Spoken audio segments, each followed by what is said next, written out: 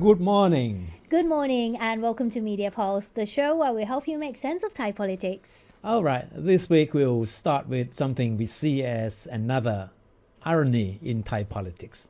Okay. Clare, you know how politicians love to talk about education because it makes them look good. And wherever they go, I mean, on the campaign trail, they would brag about giving top priority to education in their platform. But we have to admit that in reality, things are quite different. Yeah, believe it or not, when it comes to allocating cabinet portfolios, the education ministry is one of the least contested. Nobody actually wanted it. By Thai political standards, the education ministry is known as a C-grade portfolio. And that means it holds little political value and offered limited rewards when compared to such high-profile ministries as Interior, Communications, Agriculture, and Commerce. And yeah. and that's why we have never heard about politicians fighting over the education portfolio. But I would. I mean, I would want to become the education minister. I'll tell you something. A newly appointed education minister many years back confided to me that he felt very disappointed being assigned to look after the education ministry. He didn't ask for it because he was aspiring, for some other more important ministries in his eyes, right? And he said, and he told me that, he admitted to me that he would do everything he could, to make sure that his party reassigned him to a more important ministry. And eventually he succeeded.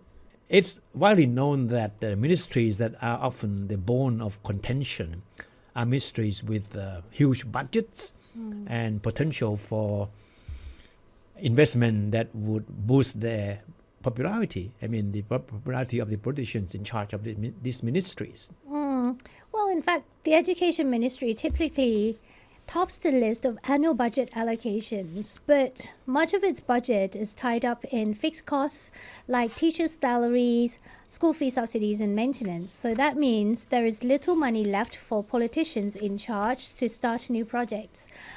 Simply put, there is very little political and financial incentive that the education ministry can offer to politicians. No wonder then that Thailand's education at the moment are in decline, actually, and it's evidence in declining scores on international assessments like PISA, which show that Thai students performing below average in reading, maths, and science. So it's quite refreshing to see that a high-profile politician with a very impressive academic record has pledged to make education a top priority of his party, his newly formed party. Suchachawi Suwansawat. I'm sure you must have heard of this name, right? Yeah. A well-known academic turned politician unveiled his party called Thai Kao Mai with some fanfare last week. Yeah. All right.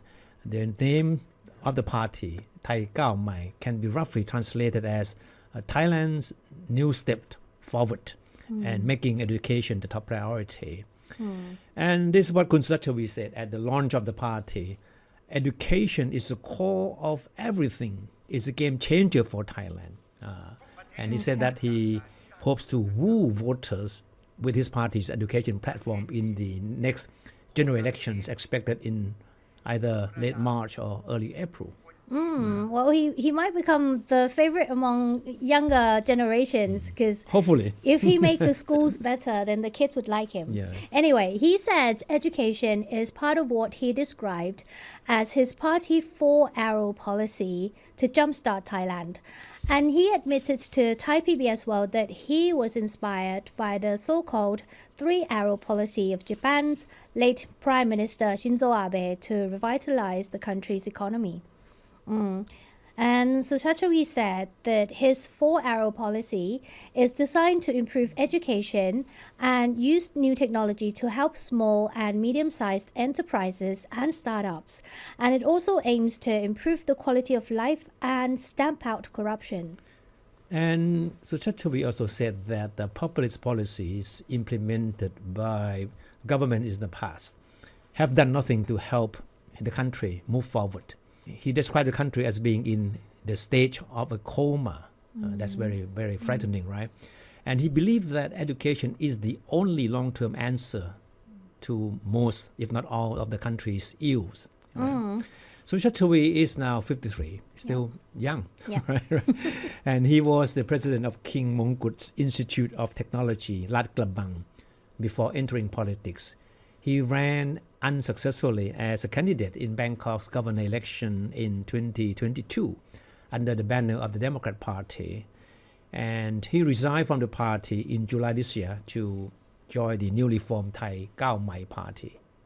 And also joining him in the new party is Kun Ying Kalayasopon-Panit, who is a former science and technology minister and a former Democrat deputy leader.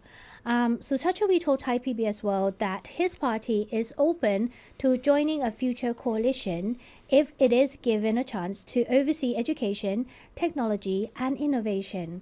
So, yeah. Political observers they see him as a breath of fresh air for Thai politics.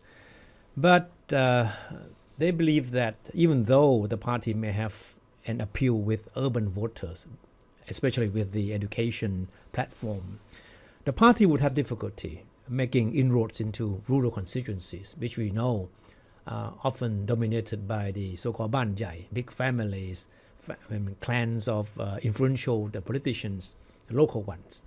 So this will be quite a challenge for Suchachawi and this new party. Yes, exactly. All right, we talk about this new party, right? But now we move to a more established party, which seems to be struggling to regain its dominance, right? Yeah.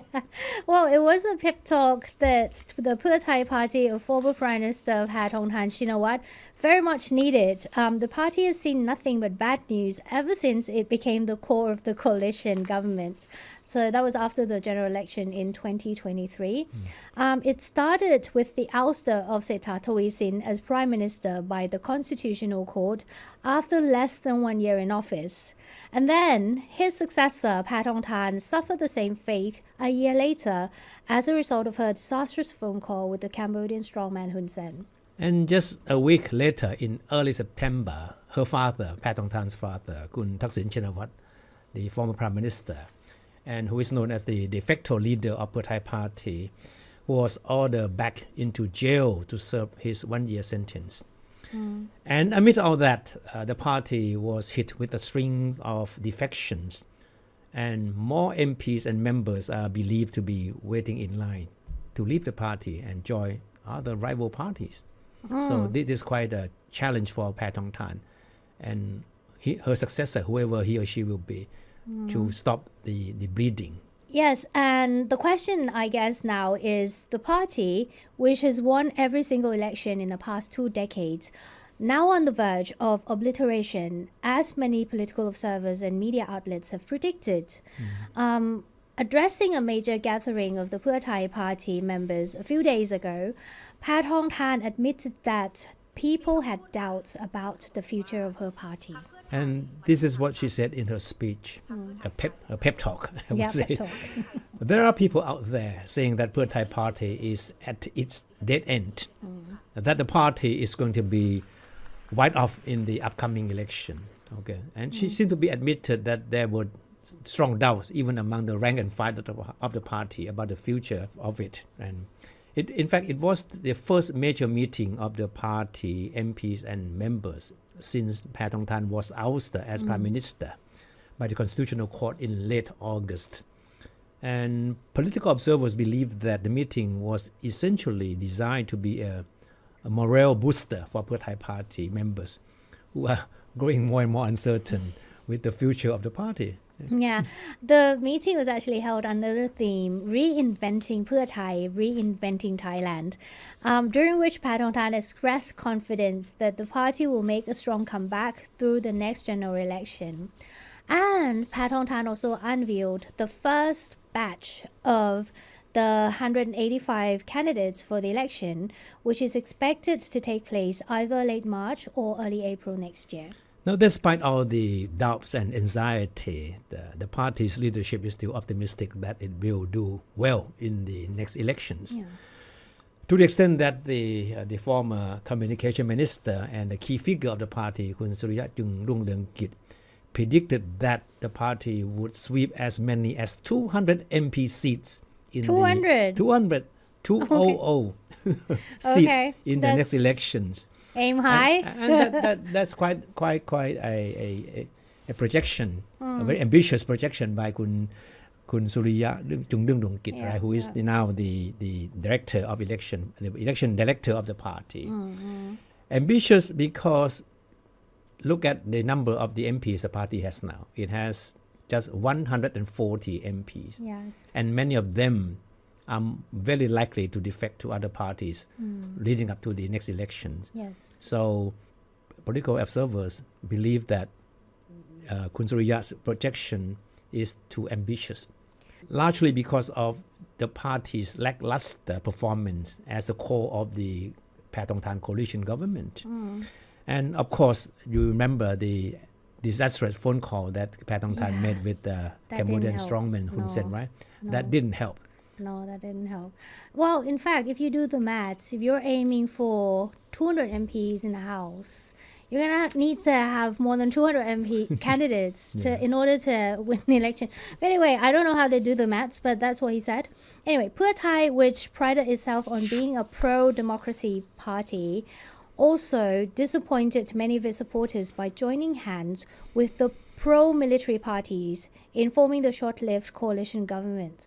And just as you said, Pathongtan's much criticized handling of the border conflict with Cambodia has also driven away many of her party's supporters. So many media commentators observed that the meeting last week organized by the party was done in quite a rush. And because they believe that the Pathongtan, wanted the meeting to be held as soon as possible because she wanted to regain confidence of the party members in the party's future. And more importantly, the meeting was also designed to stop what is being seen as an exodus of the party's MPs who are being wooed to defect to other parties, particularly Bhumjaithai party, which now has become the biggest political magnet, and we talk about that later on. Why Yes, exactly. Bhumjaithai party is now become such a darling for would-be candidates in the next elections. Yes, exactly. And Kun Pathongtan also took the opportunity during the meeting to calm down any speculation about whether or not the party would have any strong candidates for the next prime minister. And she said that sooner or later, and hopefully, she said would be sooner, that the party would unveil the names of 3 potential prime ministerial candidates. There was a question that a lot of people are wondering about, and that's whether or not a family member will be included in the name list of its prime ministerial candidates as well. That has always been a big question, whether or not Thaksin would finally resign to the fact that he should no longer manage the affairs of the parties directly through his next of kin's family members. Exactly, because now the party is being seen as a family affair rather than that's true, political party with principles. But anyway. But what is equally interesting, Kun Clare, is that soon after Kun Pathongtan said she would unveil the names of the 3 potential prime ministerial candidates soon, right? There was a string of rumors widely reported and picked up by Thai media that one of the candidates would be Kun Varavut Sirapa Acha. That sounds strange because Kun Varavut is not a member of Pheu Thai party. Exactly. He is the leader of Chat Thai Patthana party, which was a junior partner in the recent Pathongtan coalition government, in which Kun Varavut was the minister for social development and human security, right? It's interesting because the rumors was out there, but nobody wants to confirm or deny it. I had a chance to communicate with Kun Varavut himself, and he said, well, for the time being, I'm still being committed to staying with Chat Thai Patthana. And as to the future of the party, we have to talk to the 10 MPs of the party to find out what their thought will be. So it's neither confirmation nor denial. Yeah, but you know what? it'll be very difficult for him to leave the party because it was the political party that his father founded. That's right. And he grew up with it, so it will be quite something. No, I think because he knows that the next election will be very tough for his party, which is a small side party. Yeah. And the party now has only 10 MPs. And to be able to maintain that level of support from the constituencies is already a big question mark. Right. And given the much tougher competition coming up in the next election, I think he sees writing on the wall that it's about time that he would look for another greener pasture. Right. But yeah, it's important to emphasize that at the moment he neither confirms nor denies the possibility. Now, let's talk about the Democrat Party. We've been talking about this for weeks now. So the question is still unanswered. Will he or will he not return to retake the helm of the Democrat Party? Yeah. They're talking about Kun Abhisit Vejchajiva. Yes. Right? Yeah, well, after today, he's still keeping his cards close to his chest despite speculation that he has already made up his mind. The party is actually scheduled to elect a new leadership next Sunday, which is October 18th. Whoever becomes its next leader will have the most challenging task, and that's reversing the party's decline. No, and as things stand today, Kun Abhisit is still being looked upon by his supporters and many of the party members as being the only person who is up to the job of salvaging the party from its current decline. One encouraging sign for the country's oldest party is that several of its former prominent members are now lining up to rejoin it. And all of these ex-Democrats are known to be supporters of Abhisit. In short, these people rejoining the party simply because they want to help Abhisit to return to the helm of the party. Well, among them are several high-profile political veterans and cabinet members who broke away from the party because of internal conflicts. That includes Gobsak Sapawasuk, a former deputy prime minister. We also have Supatra Masadit, a former minister of the PM's office, and Sakonti Pitiyakun, a former deputy Bangkok governor. So these people are former prominent members of the party, and they quit because of the internal conflicts within the party, because they didn't see eye to eye with the new leadership of the party. And the leadership that has now decided to resign and pave the way for election of new crops of leaders. Yeah, and that leadership we're talking about, Thepchai Sriorn, who resigned as a leader of the Democrat Party last month, and he cited health reasons. But that created a political vacuum for the party, and political observers believe that the party needs a serious overhaul if it hopes to regain its former glory when it produced 4 prime ministers. As we said earlier, that many of those who have returned to the party or are in the process of returning to the party have made it clear that they are doing so in order to vote for Abhisit Vejchajiva to become the next leader of the party. As Kun Clare said, that the election will be held next Sunday. That's just a week away. Yeah, exactly. And it is important to note that Abhisit hasn't got any opponent so far. Nobody has yet formally come forward to declare their candidacy for the party's top post as well. As we said, that most Democrat veterans see Abhisit as the only hope in getting the party back on track. Abhisit himself has repeatedly vowed that he has no intention to switch to another party.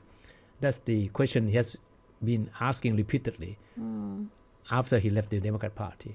And he's made it clear that, no, my blood is blue. That's the color of the party. So, and he will always stay blue. Wow. But he also said that he would return to the Democrat Party only when the party reverts to its original political principles. Yeah, well, under Thepchai's leadership, the party was perceived to prioritize political expediency over principle, and that alienates many of its party members. And many of the party's old guards have also openly offered their full support for Apisit to return as its leaders. And among them is the former Prime Minister Chuan Lik-pai, who in an interview this week praised Apisit for his commitment to upholding political integrity, the rule of law, and democratic principles. Chuan is a former leader of the party as well and is still widely respected by its rank and file. Apisit, who is 61, served as Prime Minister between 2008 and 2011.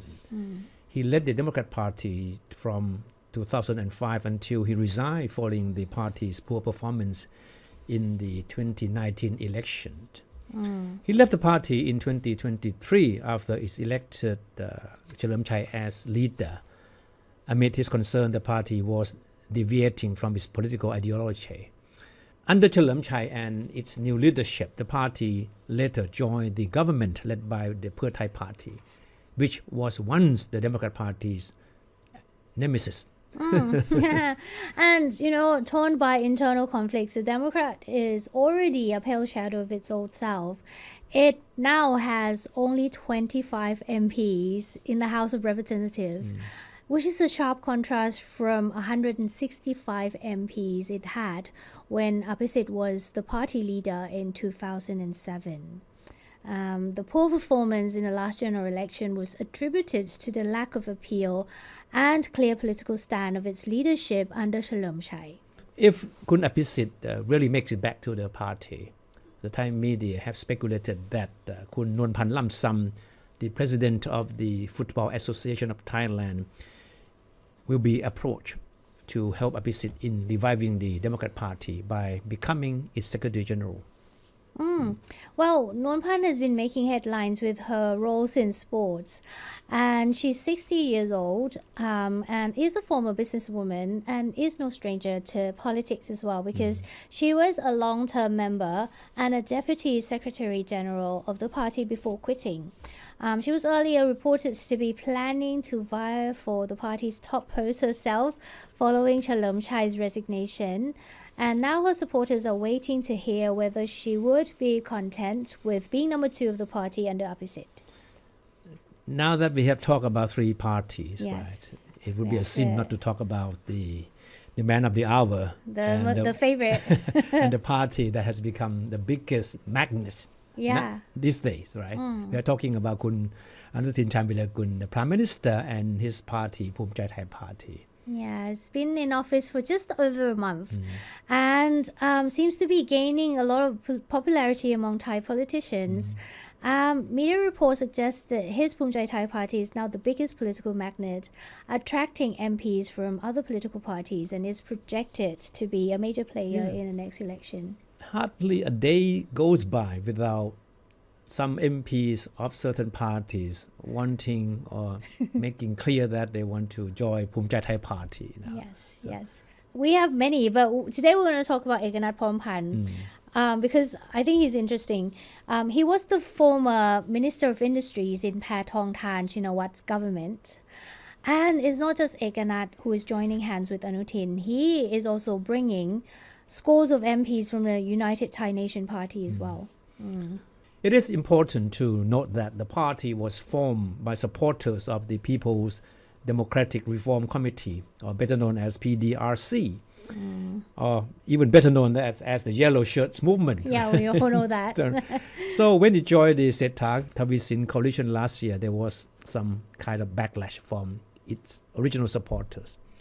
Because the Pheu Thai party and the United Thai Nation party, they are parties of totally different political colors. Exactly. Yeah, remember the United Thai Nations party's got a nickname, and that nickname was Prayut's Party. And having switched from the ultra-conservative extreme to the government coalition of Pheu Thai, which the military actually ousted earlier, and now to the Blue House of Anutin's Bhumjaithai party. I mean, this is the perfect example of political expediency in Thailand, which is a common thing, which may not be too familiar with our Westerner listeners. But anyway, and more MPs are showing signs that they are being pulled by the Bhumjaithai magnet this election season. the main reason why Bhumjaithai party has suddenly become a new magnet is because of the prospect that the party will sweep the next elections, which is expected to take place in either late March or early April. Yeah. And Bhumjaithai party is now positioning itself as being a new force of conservatism. Yeah. Well, the political tailwind may be blowing in Anutin's favor, but the newly appointed Prime Minister recognizes that he hasn't got much time in office. Therefore, he has been putting in the hard work as well. This week, Justice Pathongthan visited the flood-affected areas in Uttaradit province. Anutin went to inspect floods in the upper central provinces of Thailand, including Phichit, Chainat, and Singburi.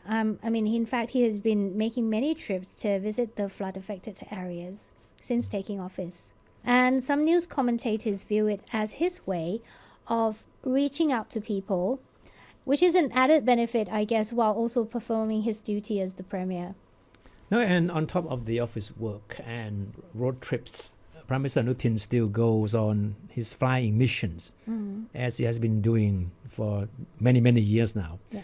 On these missions, the Prime Minister flies his private planes to shuttle medical teams to hospitals and deliver hearts for organ transplant patients across the country.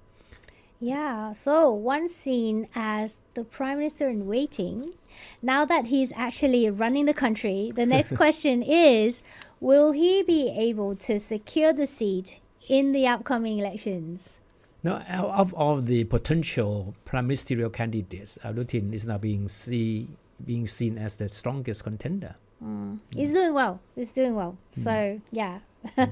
We'll see how it goes, I guess, next week. Anyway, that's all from us. We talked about 4 political parties in this episode. I hope you enjoyed it. Thank you so much for watching. We'll see you in the next one. Okay, see you then. Bye.